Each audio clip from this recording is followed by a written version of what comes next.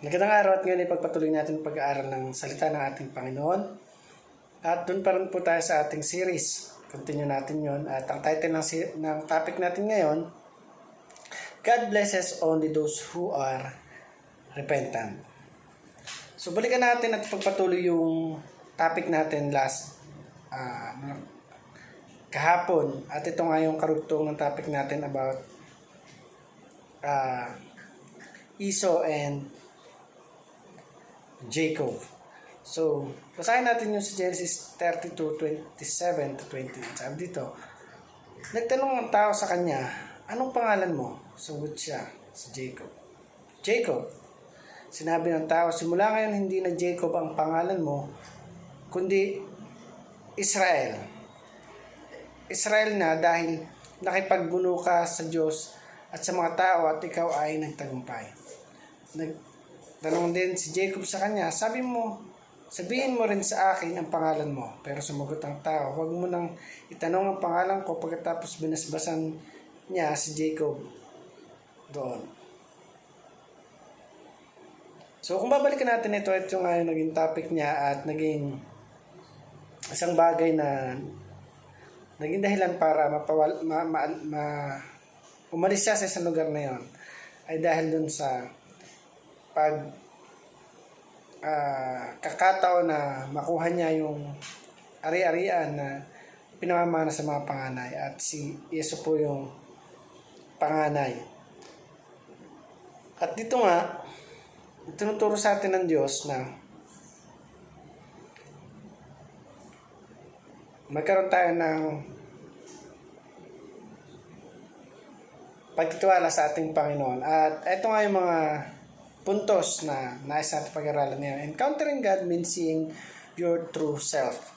So, pakikipagniig natin sa Panginoon, diyan natin makikita at diyan natin mabibigyang halaga yung buhay na pinagkaloob sa atin ng ating Panginoon. At kung maalala nyo, yung nangyari kay Jacob, alam niya na marami siyang nagawang kasalanan, pero andun yung realization na hindi niya kinalimutan yung kanyang kapatid na si Esau, kundi pumunta siya upang humingi ng paumanhin o humingi na ng peace para sa kanilang magkapatid. At yun nga, kung titingnan natin dito sa verse, talagang si Jacob lang yung nakakita sa mismong harapan ng ating Panginoong Diyos. Pero sabi nga ni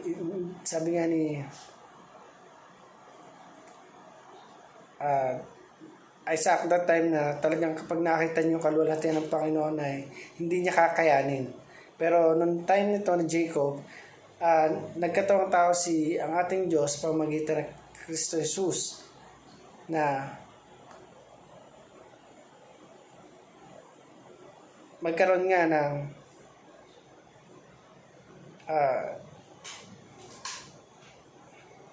magandang samahan para sa kanya. So yun, sabi dito sa number 2, encountering God means finding your new self. So yung pakikipagniig natin sa Panginoon, dito natin makikita at mararanasan yung isang buhay na talagang bago sa harapan ng ating Panginoon. Sabi nga, kapag nakilala at nakasama mo, nakanig mo ating Panginoon, diyan mo malalaman yung tunay na halaga ng buhay mo. Kung gaano ba talaga kahalaga yung buhay natin, kung gaano ba talaga pinapahalagahan ng Diyos yung buhay na meron tayo. Number 3, sabi dito, encountering God means receiving God's favor and blessing. So, once na nakipagnig tayo sa Panginoon, kalimitang hinihiling natin yung protection sa pamilya, yung pag-aaral para sa mga estudyante, yung source ng income para ma-provide yung lahat ng pangailangan ng pamilya at makatulong din naman sa gawain ng ating Panginoon. So, kapag andun tayo sa part na to, huwag nating hayaan na ma-break pa to, kundi magpatuloy tayo na kagaya nung time na nagtanong si Jacob kung sino ba talaga yung nakabuno niya.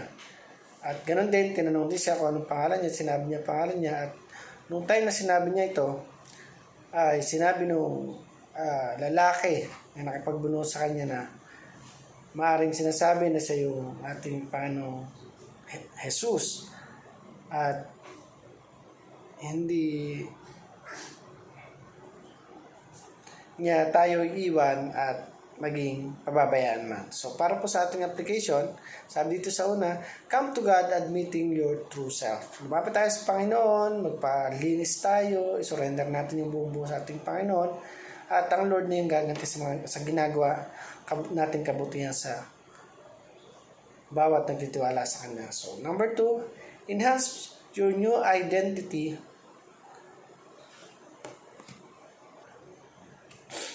So, again, enhance your new identity in Christ. So, palaguin natin, gawin natin kapaki-pakinabang o gawin natin pagpapala yung buhay natin. At patuloy tayo na mag-improve, patuloy tayo na pagyamanin pa natin at pag-aralan yung lubusan yung salita ng ating Panginoon sapagkat mahalaga na maayos at maganda ang lahat ng bagay. So, number 3, sabi dito,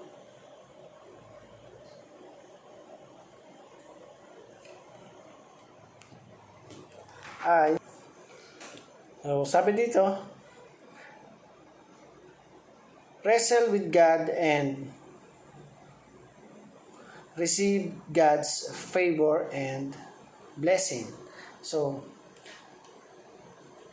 sabi nga, patuloy tayo na lumapit sa ating Panginoon at patuloy tayo na magpagamit at sumunod sa naisin ng ating Diyos at huwag nating hayaan na magapi tayo ng kaaway at matalo at mawalan ng kabuluhan yung pinaghirapan o yung mga bagay na sinasalang-alang natin. So again, patuloy tayo na magtiwala sa ating Panginoon na kagaya ng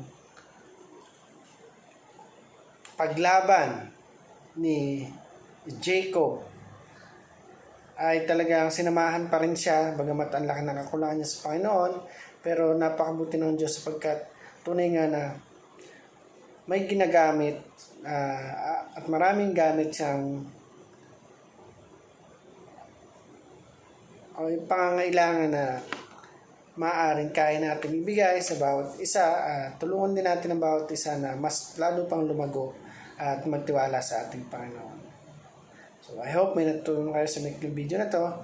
Salamat sa pakikinig at panonood. Pagpalain ka ng ating Panginoon.